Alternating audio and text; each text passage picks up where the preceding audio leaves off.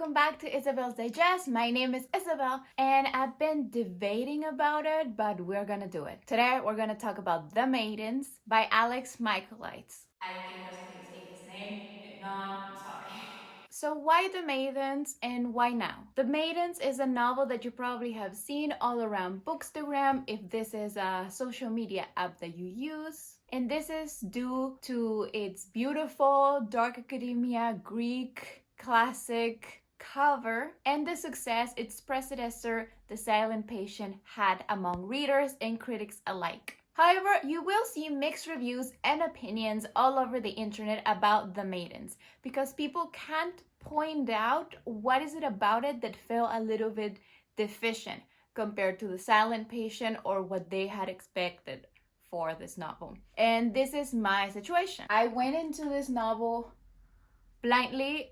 I think I didn't read The Silent Patient, and honestly this book doesn't make me want to read The Silent Patient, and I read it right when it came out, so I didn't have any reviews or a lot of opinions to go by, and still it felt like a disappointment for me. In this channel I don't like spreading negativity in the internet and talking badly about books because I know that it's highly subjective and that what I might not like, it might be something that other people do like. However, I think that the points of why this novel feel disappointing to me and didn't feel good when I finished reading it and 2 months afterwards that I've read it and I still think about it, is that it has fundamental parts of the plot in the execution that I think could have been improving. And to be honest, the ending just felt very anticlimactic and a little bit of nonsense in it. I'll go step by step, but I did talk about this book back in my June wrap-up. So if you want to check that out, feel free to do that after this video because that was really... I did the wrap-up I think 2 days after I finished The Maiden, so it was very fresh in my memory and it was very frustrating for me to even put on words and use language to express how I was feeling.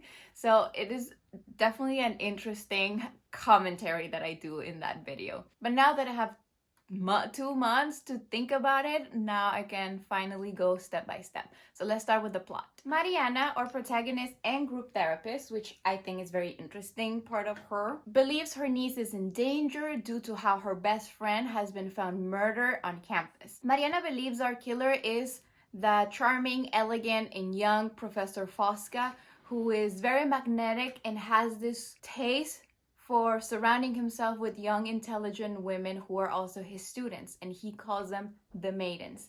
They are the secret society on campus, and Mariana and her niece both believe that they had something to do with the murder of this other young woman. Mariana is in this very precarious state of mind because she has just lost her husband. She's grieving him.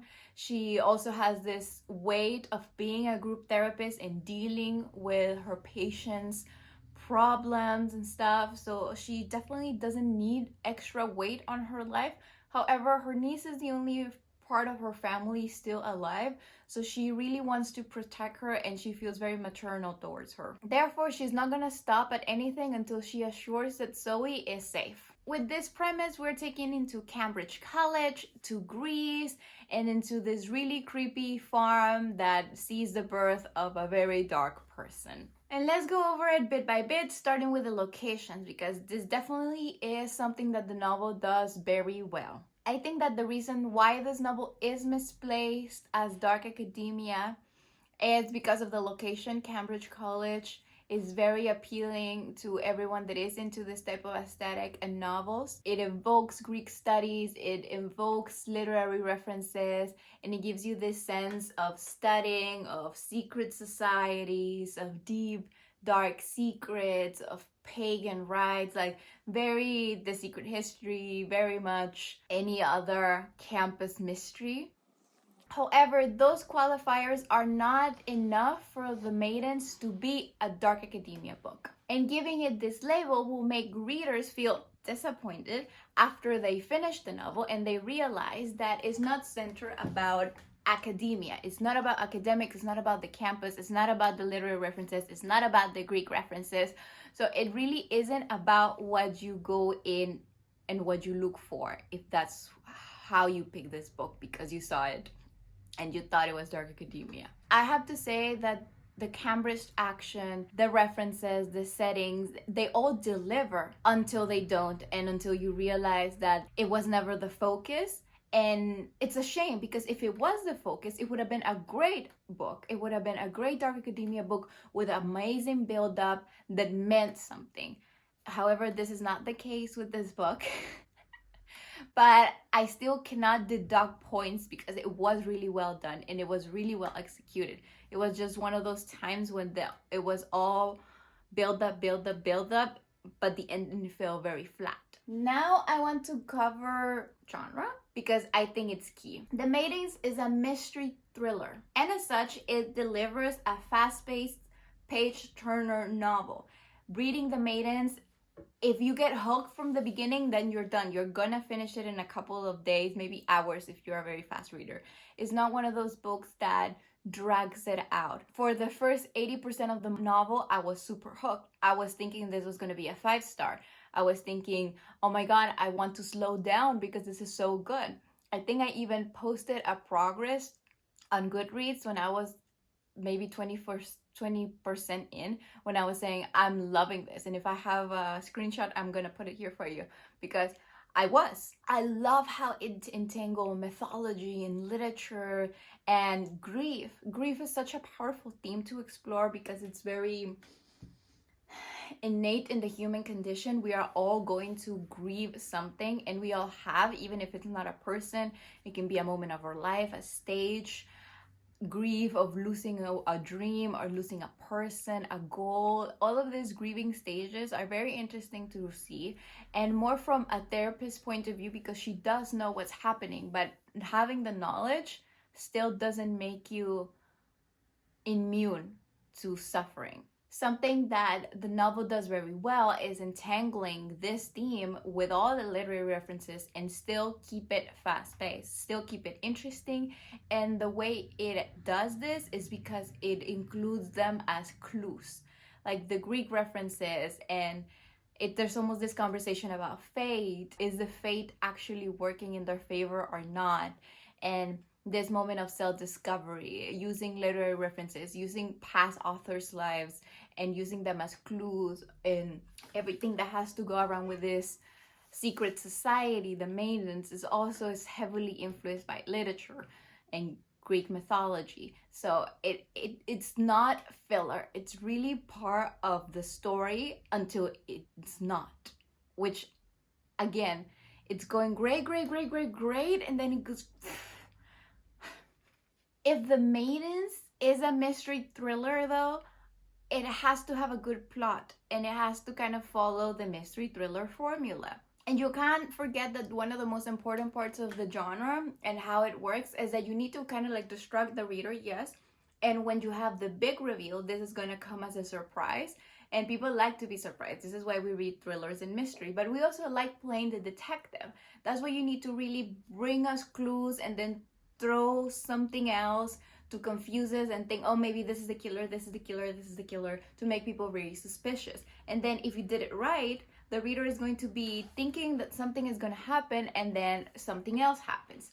However, the way you build up a good mystery and a good thriller is that when the book is over and the reader goes back, now knowing what they know, they can spot the clues that they missed from the beginning. Now they can understand why the character didn't figure it out before, or how this really works out. And it's this very big spark of, okay, now I can never read this book again because I know who the killer is.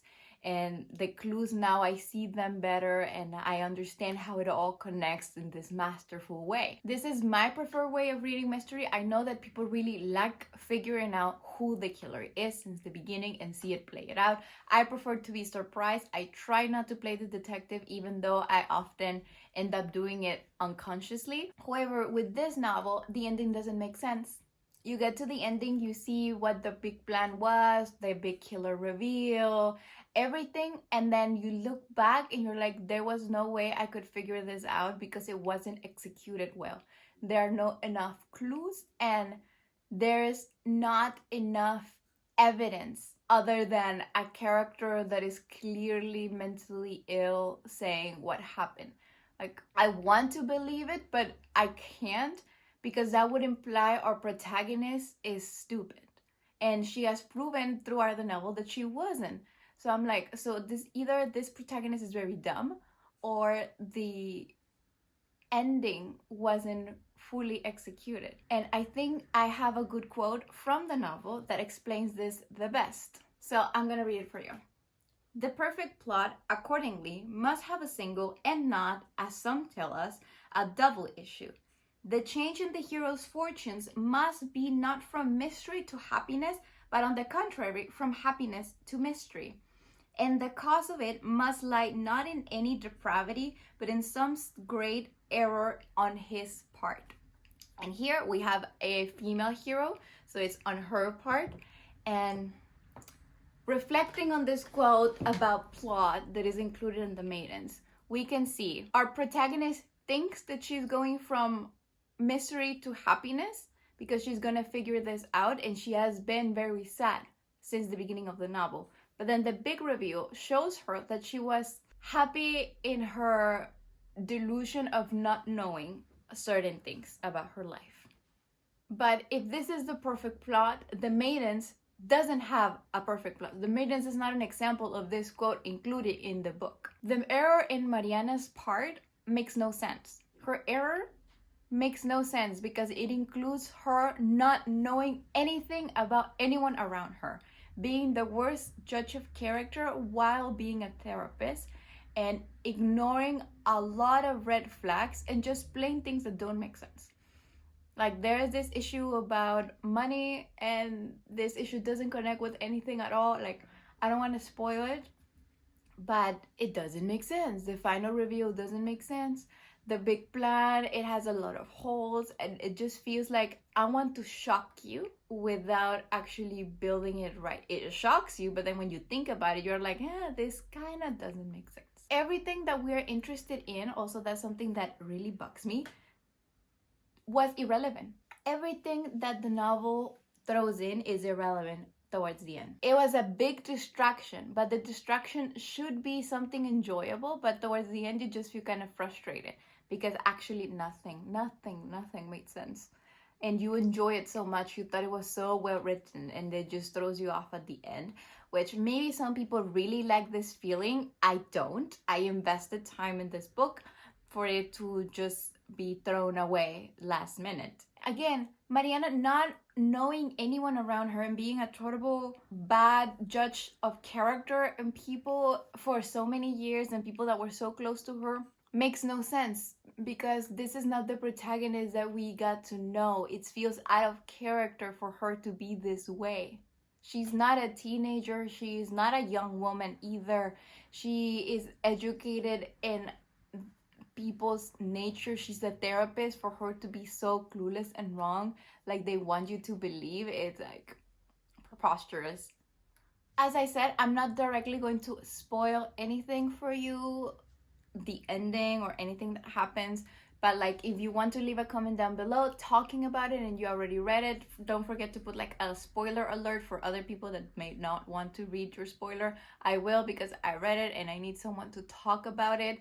And again, I'm trying not to be negative. I'm trying to be objective in these things that I believe were not executed right. And I think that the biggest fail in this novel is the marketing strategy around it, honestly. They sell you a book and they give you a different thing. So overall, I can only think of this book as a big disappointment. At the beginning of the year, I read a book that was horrible, but it was consistently bad. This hurts more because it was very good, and then it left me really with a really bad aftertaste. And it was great build, it had great potential. The author is clearly very skilled at his writing and his prose, building fast-paced novels, but then that ending, I can't. It's like, I think that The Maidens wants to be shocking and it wants to be surprising, and at the end it shocks you with disappointment. I give it 3 out of 5 stars though, because as I said, this building is really great. I love it for the majority of the book, I thought this was going to be a 5-star book for me. So I couldn't give it less than 3. But if you are going to go read this novel and it's in your TBR and this video is just sparking your interest and you might like this kind of novels that end up being totally different from what you're reading and is unexpected, be my guest. Go there. If you like it, that's great. Leave me a comment down below also if you really like it, if this is a great novel. And if you won't read it, I'm sorry, but I'm sure you can find something better. The biggest giveaway that the marketing and the whole novel is trying to sell you something that it doesn't deliver is that the Maidens, the title, and the secret society that is involved in this end up being kind of irrelevant. The title of the novel actually doesn't make that much sense towards the end, towards the villain and the heroine. It's just like a smokescreen for everything. And every time I think about this book, it's like that. The title, the cover is a smokescreen. It's not delivering, it's disappointing towards the end. Don't forget to leave a comment down below. My name is Isabel, and thank you all so much for watching. That's all from me. Keep reading, and when you're not, follow me in all my social media, link down below. And I will be seeing you next week. Bye!